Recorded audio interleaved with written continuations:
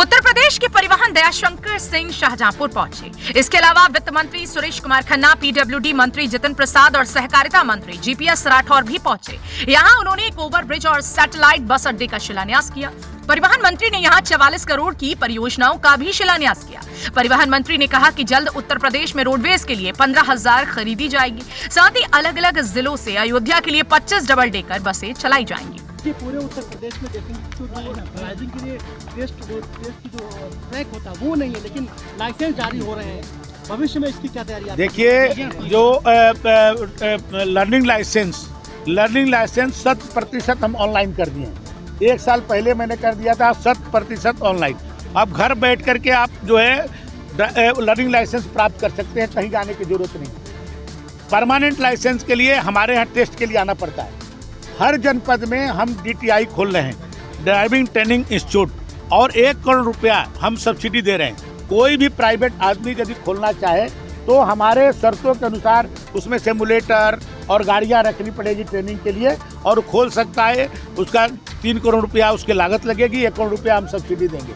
और हम जो है 17 जिलों में 17 अपने कमिश्नरियों में हम ऑटोमेटिक ड्राइविंग ट्रेनिंग इंस्टीट्यूट बना चुके हैं। 5 उसमें से मारुति ने मुझसे लिया है CSR फंड से, उसमें ऑटोमेशन का कार्य कर रही है मारुति।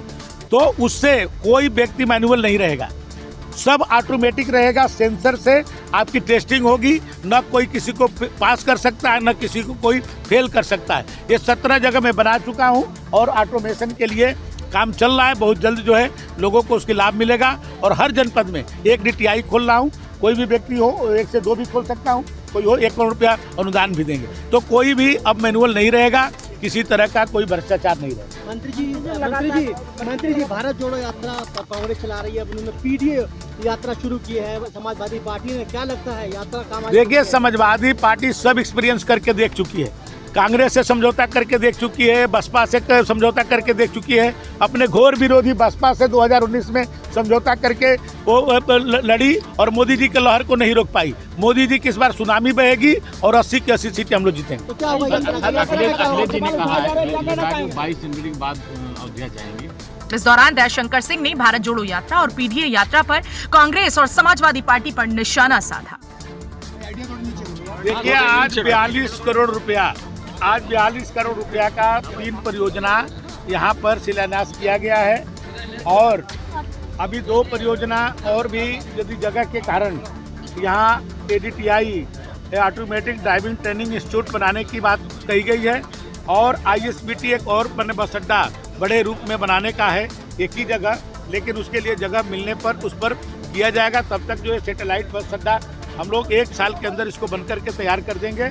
और जो अपना पुराना बस अड्डा था वहाँ पर ऊपर में मॉल, होटल्स और रेस्टोरेंट ये सब बनाने की तैयारी है। उसके लिए अभी 19 करोड़ रुपया स्वीकृत किया जा चुका है।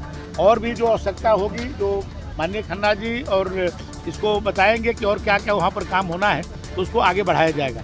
और अपने जो हमारे वर्कशॉप था उसके लिए भी हम लोगों ने 11 करोड़ रुपया स्वीकृत किया है। उसको जीर्णोद्धार करने के लिए बढ़िया हो जाए। उसके बाद 2 परियोजना और बाकी और भी कटरा और जलालाबाद से प्रस्ताव आया है, तो उसके लिए ज़मीन के लिए मैंने हम लोगों ने जिलाधिकारी महोदय को लिखा है कि कौन सा ज़मीन चिन्हित करें, तो उस पर आगे कार्रवाई की जाए। मंत्री जी पूरे उत्तर प्रदेश में ड्राइविंग के लिए टेस्ट यहाँ सबसे पहले चारों मंत्रियों ने 12 करोड़ 14 लाख से शहर को 2 लेन से जोड़ने वाले ओवरब्रिज का उद्घाटन किया। इसके बाद परिवहन मंत्री दया सिंह ने सैटेलाइट बस अड्डे, रोडवेज बस स्टैंड के सौंदर्यीकरण और वर्कशॉप के लिए 44 करोड़ की परियोजनाओं का शिलान्यास किया। इस दौरान परिवहन मंत्री दयाशंकर सिंह ने कहा कि उत्तर प्रदेश सरकार ने रोडवेज के लिए 15,000 नई बसें खरीदने के लिए टेंडर जारी कर दिए हैं। उन्होंने कहा कि कुंभ से पहले 7,000 बसें रोडवेज के बेड़े में शामिल हो जाएंगी। उन्होंने ये भी कहा कि अब 2 जिलों से जोड़ने के लिए इलेक्ट्रिक बस सेवा की शुरुआत की जा रही है। मंत्री दयाशंकर ने यह भी कहा कि उत्तर प्रदेश के हर जिले में ड्राइविंग ट्रेनिंग इंस्टीट्यूट खोले जाएंगे, जिसमें ट्रेनिंग इंस्टीट्यूट खोलने वाली कंपनी को 1 करोड़ रुपए की सब्सिडी दी जाएगी। इसके बाद परमानेंट ड्राइविंग लाइसेंस लेने वालों का स्पेशल टेस्ट लिया जाएगा। इसके बाद उन्हें लाइसेंस जारी कर दिया जाएगा। पहले कहते थे कि मुझे निमंत्रण नहीं मिला, फिर बोले कि निमंत्रण मिला है, भगवान श्री राम बुलाएंगे तब जाएंगे। फिर बोल रहे हैं कि 22 के बाद जाएंगे।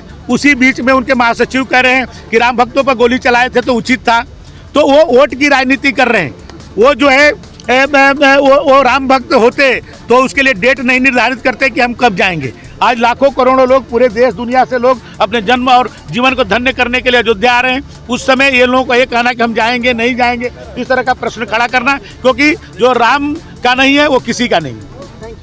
अखिलेश यादव की पीडीए यात्रा के सवाल पर दयाशंकर सिंह ने कहा कि समाजवादी पार्टी ने अब तक जो भी प्रोग्राम किए हैं, प्रयोग किए हैं, उसमें वो फेल साबित हुए। उन्होंने कहा कि इस बार ये मोदी के नाम की सुनामी है, इस सुनामी में विपक्षी पार्टी बह जाएगी। उन्होंने कहा कि अखिलेश यादव वोट की राजनीति कर रही हैं। अखिलेश यादव पर निशाना साधते हुए उन्होंने कहा कि जो राम का नहीं हुआ वो किसी का नहीं होगा। शाहजहांपुर से धर्मेंद्र शर्मा की रिपोर्ट।